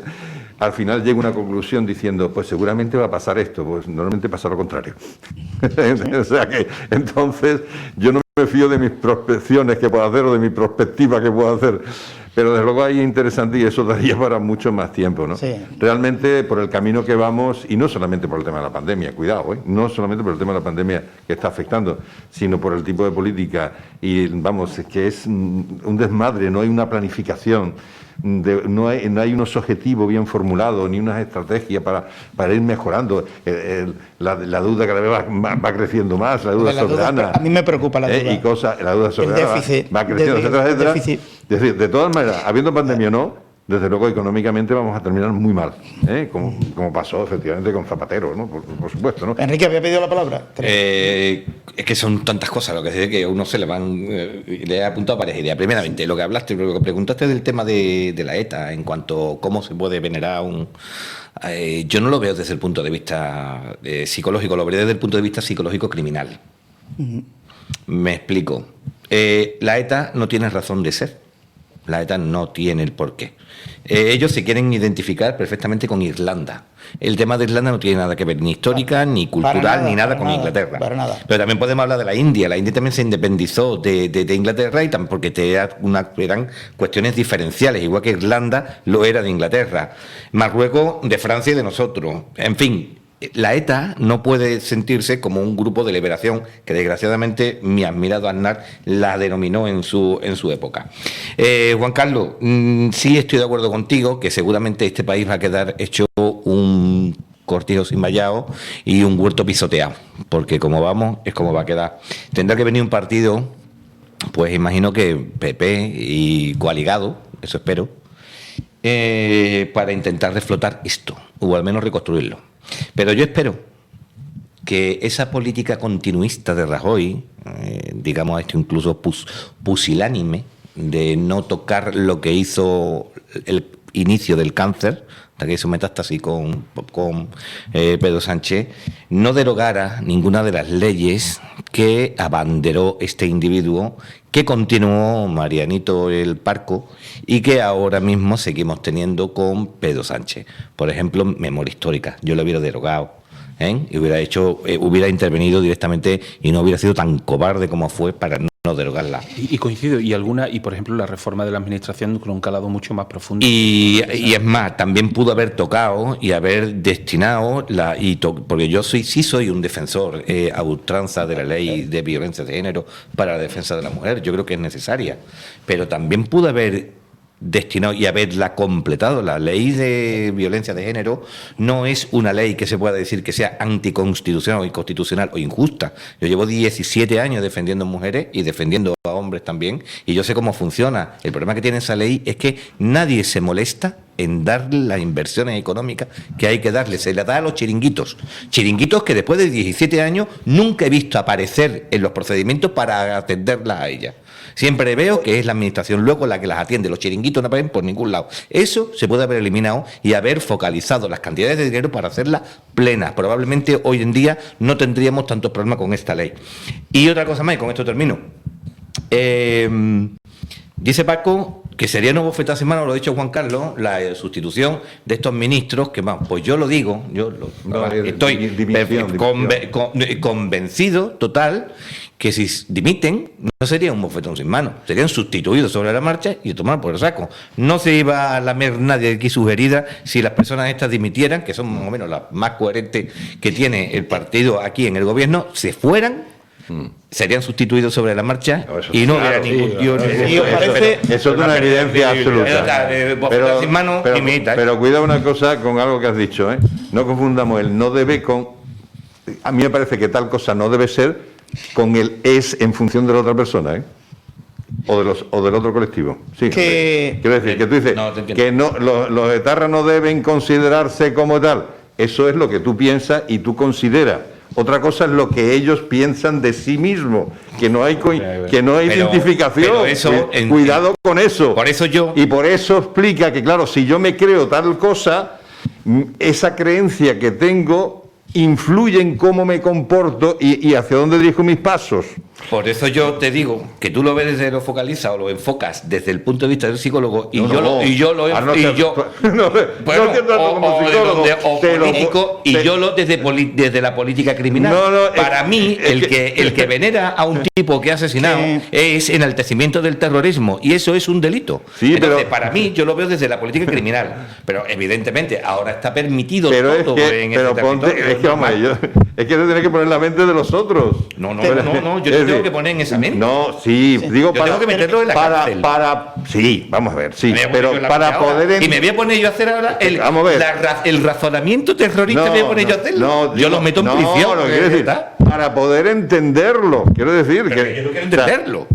Bueno, tú lo quieres yo quiero condenarlos. Sí, pero si yo estoy en ese aspecto contigo, hombre, por Dios. Pero yo no me voy a meter, que no me... No, es que a ver...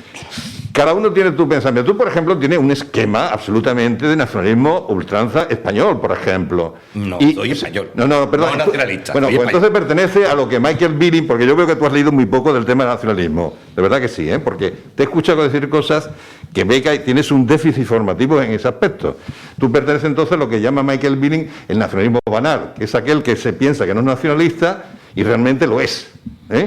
¿Y qué malo es el nacionalismo español, por ejemplo? No, es que, bueno, si tú quieres que hablemos de eso, te convoco a que haya aquí un debate mañana, si quieres, para que no dé tiempo a preparar nada, hablando de lo que es el nacionalismo, el origen del nacionalismo, las trayectorias del nacionalismo. ¿Has leído a Álvarez Junco? No. ¿Has leído a Antonio Mí? No. ¿Has leído a Holman? No. ¿Y para qué? ¿Para sentirme español necesito justificarlo? No, señor, para hablar con peso de lo que es el nacionalismo. Eso es lo que te quiero decir. Yo no estoy hablando de nacionalismo. Sí. Yo estoy hablando de lo que yo siento. Sí, pero te lo quiero decir, pero que ese nacionalismo que tú aquí muestras, lo que sí hace es que tú te comportes, que digas, que te pongan unas coordenadas.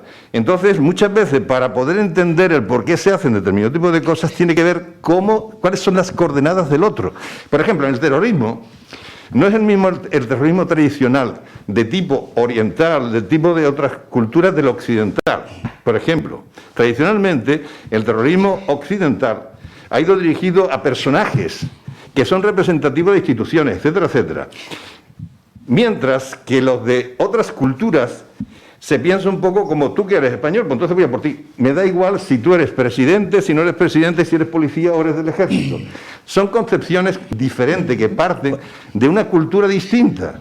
Entonces, si tú quieres atacar o reducir o eliminar ese otro terrorismo, tiene que entender el funcionamiento que tienen ellos para poder precisamente combatirlo adecuadamente. Estratégica. Yo lo combatiría desde el punto de vista jurídico penal y tú desde la estrategia política de cómo te lo cargas. Para que analicéis la posición de Ciudadanos y entramos en los presupuestos de la Junta de Andalucía, que hoy también, te iba a hacer un paréntesis, pero te he dejado terminar, ha quitado una partida muy importante para los chiringuitos que vivían, hablemos ya en pasado de la memoria histórica. Hablo de los presos de Andalucía, desde mi punto de vista, una medida plausible.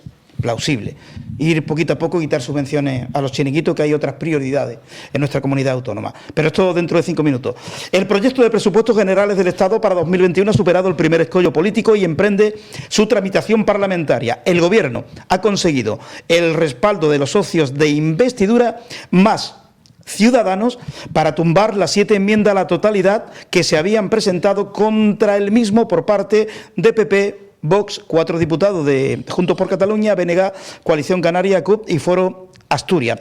La decisión de insuflar oxígeno al proyecto de cuentas públicas ha contado con el respaldo de las 2 fuerzas que sostienen al Gobierno más Ciudadanos. Y luego viene ya toda la caterva: Esquerra, Bildu, Más País, Compromiso, Teruel Existe, PNV, Nueva Canaria, 4 diputados del PDeCAT y tal.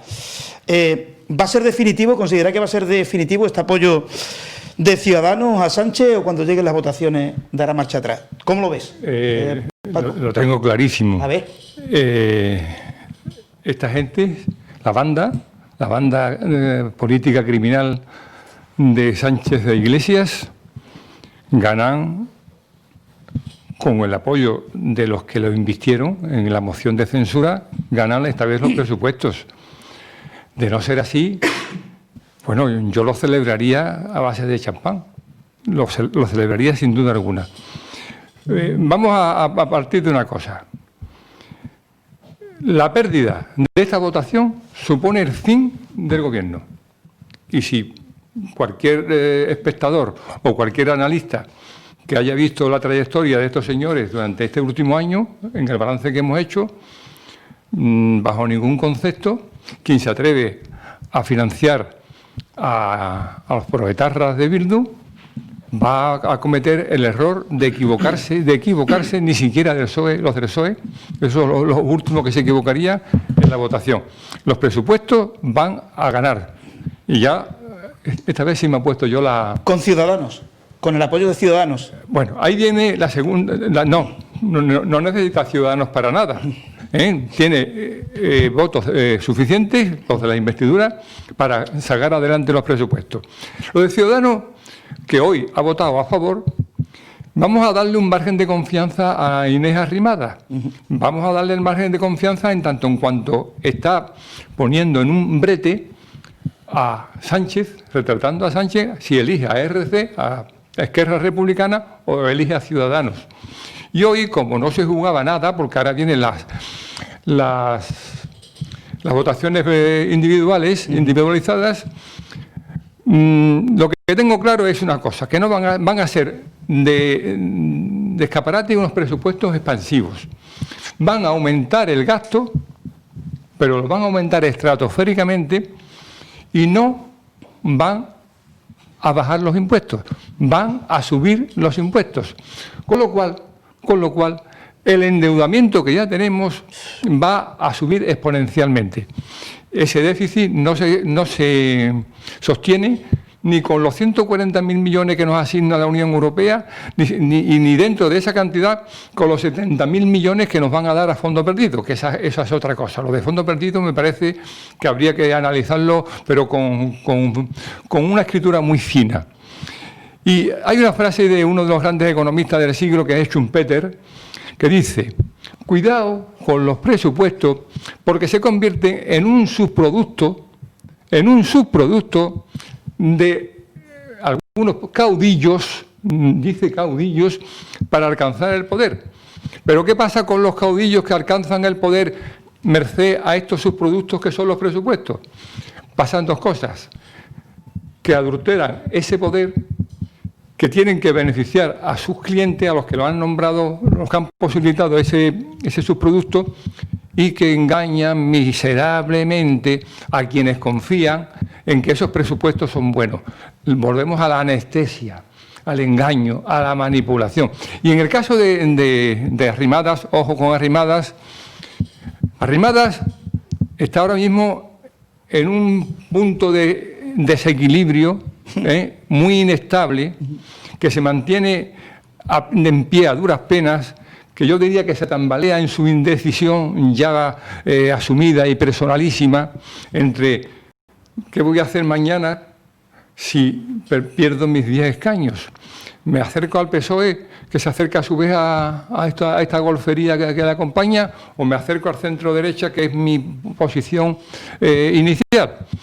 Pero esas indecisiones, y me acuerdo de un novelista japonés que tiene bastante audiencia y lectores en Occidente, que se llama Murakami, que dice, refiriéndose a los burros: hay burros que tienen 2 pesebres y por no decidirse entre uno y otro se muere de hambre. Y eso le puede pasar a esta señora. Y yo le diría de mi cosecha a Arrimadas: oye, toma una decisión, porque quien toma una decisión buena cada día alcanza la felicidad al menos ese día. Pero es que con su actitud de absoluto balanceo, está cargándose la credibilidad que he tenido hasta ahora, que para mí sigue teniendo, pero que está arrastrando, si continúa en esa posición, está arrastrando su nombre, el de su partido, y está contribuyendo de alguna manera a cargarse lo que tanto ha defendido, que es a España. Juan Carlos, ¿qué cree que va a pasar con Ciudadanos al final, en la decisión? Yo creo que hay 2 hitos importantes en la historia reciente de Ciudadanos. Uno es cuando Inés Arrimadas no se presenta después de haber ganado las elecciones en Cataluña, no se presenta y no da el paso al frente, aún sabiendo que los números podían no salirle, pero ese gesto de valentía yo creo que faltó, y veremos a ver. Y después las prisas de Albert Rivera, ¿no? Con la moción de censura, apoyando la moción de censura, después echándose en brazos de... anteriormente echándose en brazos de Sánchez también. Es decir, yo creo que al final, al votante de Ciudadanos que tiene un perfil determinado, gente que unas veces ha votado al PP, otras veces ha votado al PSOE, pues este tipo de bandazos probablemente no le guste, ¿no? Y yo creo que esa es la ruina, entre comillas, que en este momento pues tiene Ciudadanos a nivel nacional. ¿Qué es lo que va a suceder? Yo creo que al final terminará apoyándole los presupuestos, es una opinión particular, aun a riesgo, sabiendo de que Sánchez va a hacer lo único que sabe hacer bien, que es engañar a todo el mundo. Es decir, Sánchez ya engañó incluso a Otegi, es decir, con la reforma laboral dijo firma aquí, firma aquí, firma aquí, firmó y después de reforma laboral nada, lo va a volver a engañar ahora. Entonces, Sánchez es un profesional del engaño, nos está engañando a los españoles y está engañando a cualquiera del arco parlamentario, ¿no? Y lo triste de esto es decir, no es ya decir me han engañado, me han cogido desprevenido, es que al final estoy dejando que me engañen, ¿no? Y eso es triste. Paco, el papel de Ciudadanos en la aprobación o no de los presupuestos, ¿cómo lo ves? A mí no me gusta lo que está haciendo. Quiero decir que yo creo que, como está diciendo Juan Carlos, realmente no te puedes fiar en absoluto de Pedro Sánchez, ¿no? Y lo único que pasa es que ella está buscando, Ciudadanos, la política que está haciendo Ciudadanos, es la diferenciación del PP. Eso es lo que está buscando. Pero eso puede tener un coste importante. O sea, puede tener un coste importante y yo creo que lo va a sufrir. Así que, por tanto, yo estoy en desacuerdo con esa trayectoria que está haciendo y ese apoyo y siempre ofreciéndose, ¿no? Llega un momento en que queda ridículo quizás, y queda incluso un poco moralmente, no sé, demasiado agacharse, sabiendo, porque ya ha dado pruebas más que suficientes de Sánchez, que te miente y que te vende en cuanto le interesa y punto, y se acabó. Sí. Bueno, presupuesto de la Junta de Andalucía, Juan Carlos, ¿vamos a ser beneficiados los onubenses, tanto de la capital como de la provincia?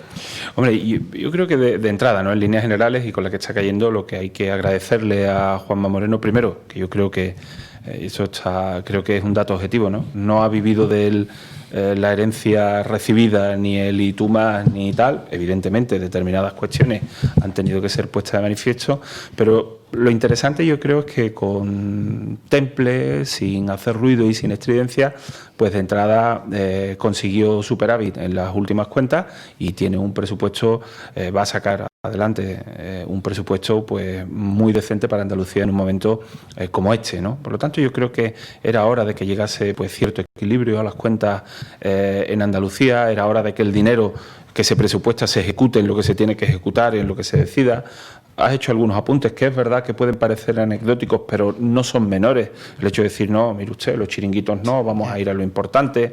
Es verdad que en la provincia de Huelva, como bien dices, pues caen o vienen 143 millones en inversiones que yo creo que son bastante interesantes, ¿no? Un presupuesto que prima la inversión en aquellas provincias que han estado históricamente maltratadas, y vamos a meter todos los gobiernos y todas las administraciones, pero históricamente maltratadas también por la Junta de Andalucía, ¿no? Por lo tanto, yo creo que con determinados pilares, como en sanidad y con determinadas infraestructuras, yo creo que van a ser unos presupuestos interesantes para Huelva. Y al menos van a ser unos presupuestos que creo, por lo que hemos visto y por lo que conozco del gobierno andaluz, que al menos en este caso sí, es decir, lo que presupuesta, pues intentarán ejecutarlo con un nivel de ejecución. Siempre se sabe que nunca todo es perfecto, ¿no? Pero que llegue en torno al 85, 90 o 95%, pues hay partidas en la Junta de Andalucía de políticas activas de empleo que no llegaron al 23 o al 24%, es decir, cuando somos los campeones del mundo del paro, ¿no? Por lo tanto, Juan Carlos, ¿tiene los datos en qué se va a reforzar la sanidad andaluza general? No sé si tiene el dato provincial o el dato general andaluz. He traído el dato provincial, ¿no? Por ejemplo, en inversión en sanidad en la provincia, 10,6 millones de euros en los presupuestos para el 21. Ahí, aparte del esfuerzo que se está haciendo para paliar el coronavirus, ¿no? Pero es verdad que hay proyectos como el del materno-infantil que iniciarán esa andadura, el centro de salud de Isla Chica, que por fin está en marcha y también se está, Llevamos 15 se está años, 15 ejecutando. años hablando del centro de salud Está el de Isla centro de Chica. salud de Galaroza, con una inversión de 762.000 euros, es decir, que es verdad que también hay que primar porque no todo puede ser poblaciones grandes y capital, ¿no? El centro de salud de Calañas, 520.000 euros también para la reforma, amén de otras, como digo, de otras intervenciones, ¿no? Pero, o en educación también, ¿no? El Instituto de Enseñanza Secundaria de Lepe, el tercer carril entre Almonte y El Rocío, tan necesario, porque es una carretera que está costando muchas vidas al final del año. Es verdad que ahora hablamos diariamente, por desgracia, de 300 o 400 muertos a nivel nacional, y cuando hay un accidente, pues yo creo que también ya estamos anestesiados y lo relativizamos, ¿no? Pero, por lo tanto, yo creo que son buenas noticias para Huelva. Esperemos que estos presupuestos salgan adelante y que evidentemente pues Huelva poco a poco pues recupere esa senda que nunca debe dejar. Si querías hacer una pregunta en relación con los presupuestos una pregunta. o matiz. Vamos a ver, como yo desconozco los presupuestos ni las partidas, he querido escucharte que para Huelva se destinan 140 millones. 143 millones de euros en inversiones. 143 millones de euros En inversión. La pregunta es, con respecto a Sevilla, Pues con mira, respecto a Almería, sí. con respecto, ¿somos la última o No. somos la penúltima? Mira, el dato lo tengo muy general, pero 275 euros de media por habitante, y somos la segunda provincia en inversión por habitante en inversiones, ¿vale? En el capítulo de inversiones. Segunda. O sea, por lo en tanto, Andalucía. Bueno, Voy a hacer una pregunta. ¿El materno infantil está? no, el materno infantil se va a impulsar. O sea, se va a impulsar, pero Claro. se va... Se va a consignar la partida presupuestaria para ello. Después también hay determinadas actuaciones que tiene mucho interés la Junta de Andalucía, como puede ser, por ejemplo, yo creo que todos pasamos por allí, por el Chare de la Sierra, ¿no? Que es verdad que está en un limbo jurídico por el contratista que al final, la baja temeraria, que se fue, que para, que tal, y sabemos todos, y sobre todo tú, Enrique, que evidentemente pues tienes que tener una resolución judicial antes de poder meterle mano. Pero es verdad que se están buscando vías alternativas para tirar hacia adelante, ¿no? O el Chare de Lepe, una infraestructura tan necesaria para la costa occidental de Huelva, que al final, porque mire usted, el carril y... Oiga, si es que está ahí y están los recursos para dotarlo, ¿no? El de Bollullos pues todavía no ha empezado, pero también se está trabajando para ello, ¿no? Pero quiero decir que son infraestructuras sanitarias muy necesarias y muy si me lo permiten la expresión, de andar por casa, es decir, porque son, por ejemplo, el Chare de Lepe pues no es un macro hospital, pero prestaría un servicio descomunal a toda aquella zona, o el de la Sierra, ¿no? Porque hay pueblos en la Sierra que tienen hora y media hasta llegar al centro hospitalario. ¿y el Banco de España y También Hacienda? tiene 500, déjame buscar el dato, tiene 560.000 euros para continuar, perdón, mira. El Museo Arqueológico, 671.000 euros y 550.000 euros para las obras para continuar, que ya se han hecho 2 intervenciones en las obras de la Puerta del Buey y del Agua en la Muralla de Niebla, que también ya se está también... Pero vamos, que no se terminan este año ni el Banco de España ni el edificio de Hacienda no se terminan. No, porque es verdad que hay otros condicionantes, como hemos dicho antes, por ejemplo, el edificio de Hacienda, que también tiene ahí algún tema jurídico pendiente, pero es verdad que, claro, que también yo no seré, si no habla el presidente Juanma Moreno, el que hable de la herencia recibida, pero es verdad que el despropósito y en el caos que nos hemos encontrado, que se ha encontrado el Partido Popular, algunas de estas cuestiones pues hacen que, oye, que tienes mucho interés en resolverlas, pero lo harás también. Que no quiero que se me olvide, 6 millones de euros para inversiones para nuestro sector pesquero, concretamente en determinadas lonjas y en determinados puertos, que, hombre, también vivimos de la pesca y bastante. Bueno, pues vamos a ir resumiendo. Ya sabéis, recordando que Gerundio, comenzábamos el programa diciendo que el sábado 12 del mediodía se elige al nuevo presidente o presidenta de la Diputación Provincial, que legalmente incluso Juan Carlos Duarte podría ser, o cualquier, vamos a ver, pero ya que lo tengo aquí, pero cualquier diputado podría ser. Pero al final, lo que yo dije la semana pasada, va a ser María Eugenia Limón, la presidenta de la Diputación Provincial, con lo cual Barragán me tendrá que pagar una apuesta. En Zalacaín. Sí, es el han cerrado, sí, sí, por eso qué lo pena. digo. Sí, sí. Era uno de los mejores. En una terraza, ¿eh? Bueno, está invitado Rafael Segovia, parlamentario, está invitado tú, Jaime Pérez. Bueno, que quiero terminar con una noticia como siempre, al recreativo de estos señores que gobiernan el Recre. los comisarios políticos, aparte Gaby Cruz y Pepe Fernández, que son los que manejan los hilos, en el Recre, pues el tema de los palcos me preocupa bastante. Les cuento, para los no iniciados en el fútbol, la tertulia del Recre sí que contamos mucho esto. Cristella, la empresa Cristella, en un momento determinado, hace 2 años de esto, alquila los palcos del Colombino, los palcos para su explotación, y además los derechos de organización del Trofeo Colombino de Fútbol, por un periodo de 10 años y a razón de 200.000 euros. Y aquí viene la demanda, y además va por lo penal, porque según Cristella consideran que han sido estafados, dado que cuando se van a hacer cargo de los palcos, algunos de ellos, bastante, ya estaban alquilados. Es decir, presuntamente el Recreativo ha alquilado un piso que ya antes había alquilado y que había inquilinos dentro, para que se hagan una idea. Ya declararon en su día el presidente del Recre, Manolo Zambrano, y uno de los consejeros, declararon y reconocieron que efectivamente, una de las declaraciones, dice aquí, en uno de los puntos, que los investigados saben que tienen la información sobre los palcos por sus propias declaraciones de instrucción.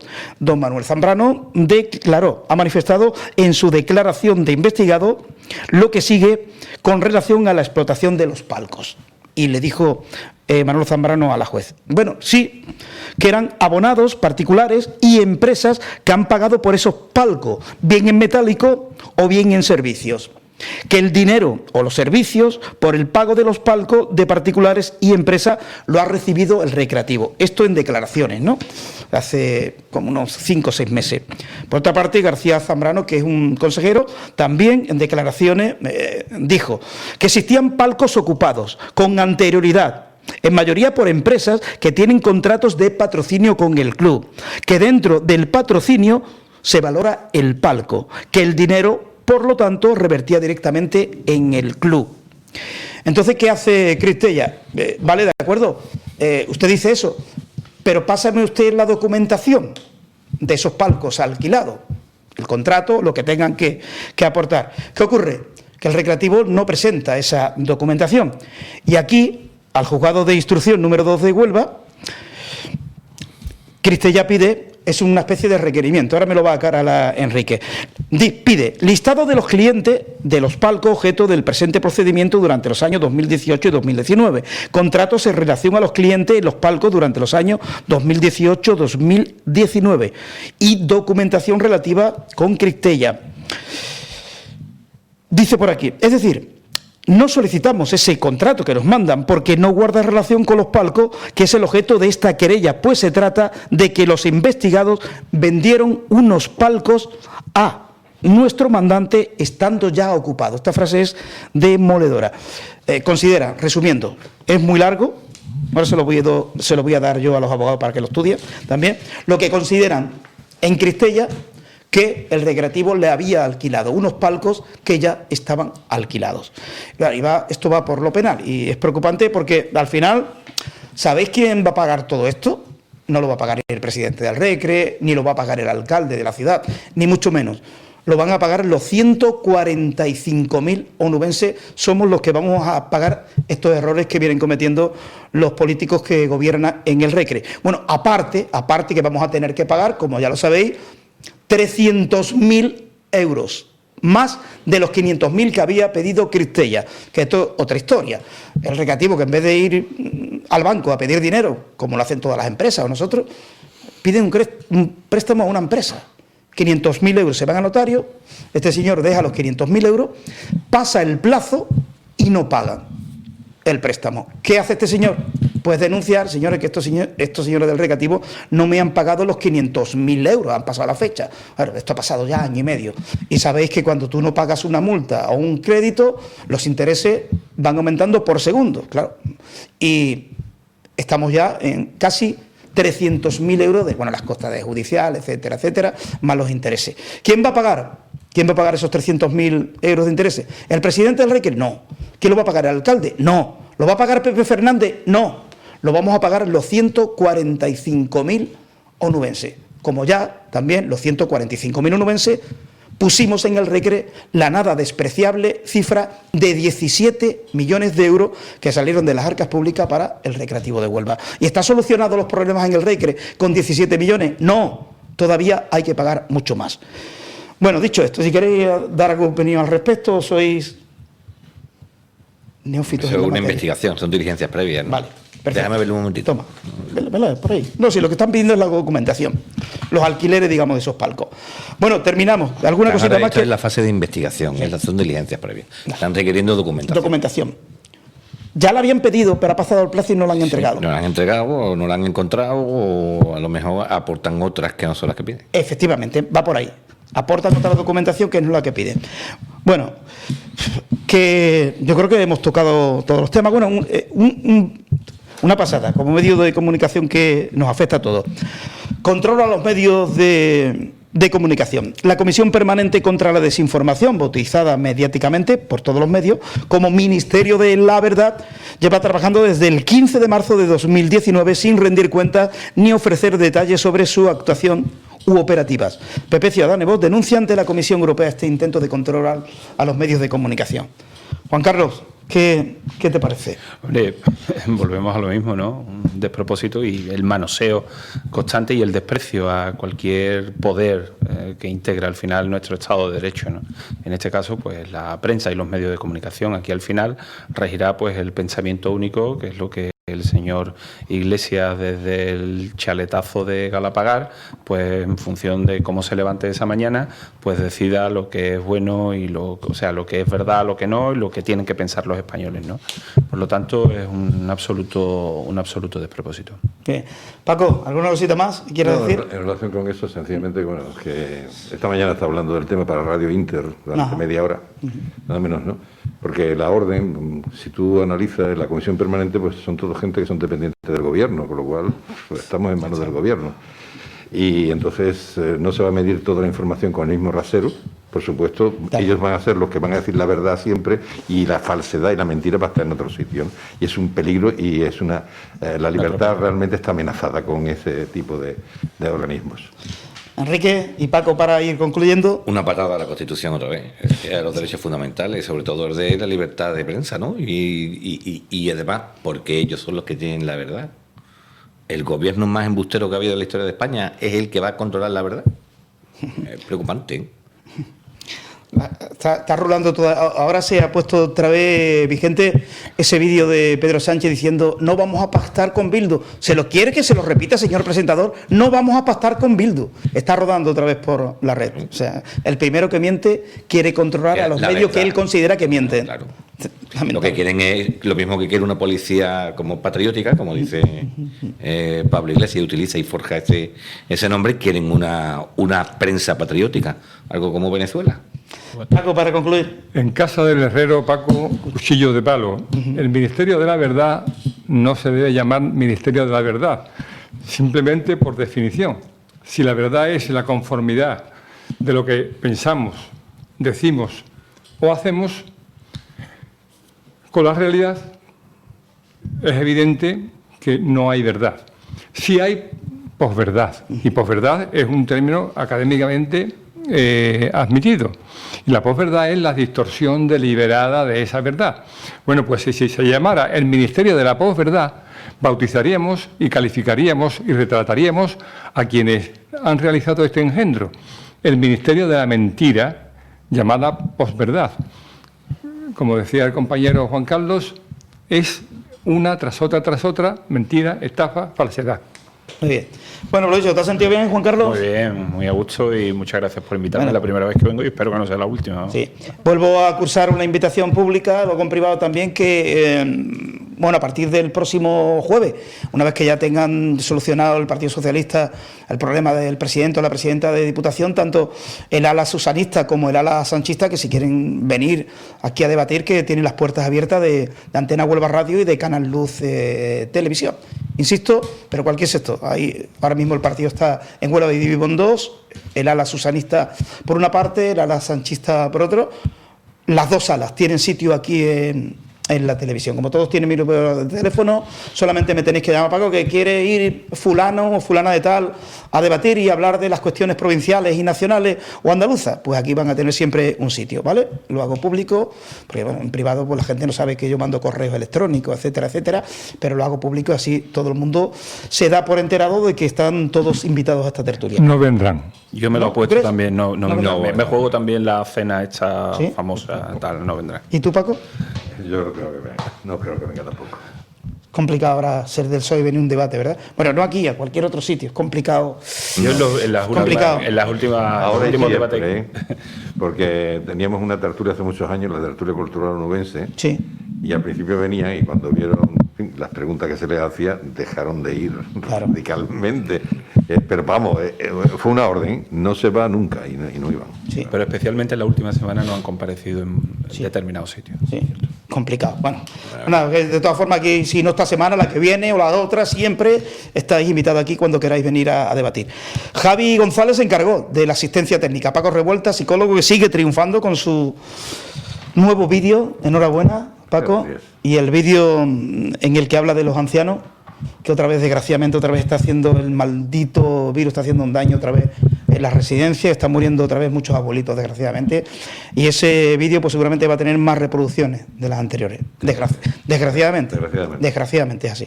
Y Juan Carlos, gracias por haber venido, Enrique, gracias, y Paco Velasco, el jueves más. Recojo el guante cuando usted quiera, mantenemos una discusión sobre el nacionalismo. Sí, claro, sin problema. Sin problema. Usted habla de sus autores y yo de mi historia. Se han calentado los dos, ¿eh? Hay aquí un mensaje de... Es que para algunas cosas no te queda más remedio. Es como cuando le preguntaron a Pedro, cuando Pachi le dijo, pero Pedro, ¿tú sabes lo que es una nación? Que no sabía contestar. Y eso es lo que pasa. Yo llevo ya muchísimos años estudiando ese tema porque me gusta, porque además me obliga a ser muy multidisciplinar, porque tienes que ver cosas de geografía, cosas de derecho, cosas de historia, cosas de lingüística, y al final incluso también cosas de psicología, porque uno asume, se identifica determinado con una determinada estructura. Y bueno, he repasado definiciones de un montón de autores, es un tema que me gusta, y entonces sé de eso, así de claro. Qué buen líder se perdió el partido andalucista. Siempre me pregunto lo mismo, ¿quién mató al partido andalucista que hoy sería necesario en el Congreso de los Diputados? Nadie me ha respondido esa pregunta. ¿Quién mató? ¿O fueron muchos? Los asesinos. El PSOE hizo muchísimo porque desaparecieron. Que empezó a fichar a andalucistas, ¿verdad? Entre otras cosas, sí. Bueno, pues lo dicho, muchísimas gracias. El jueves más.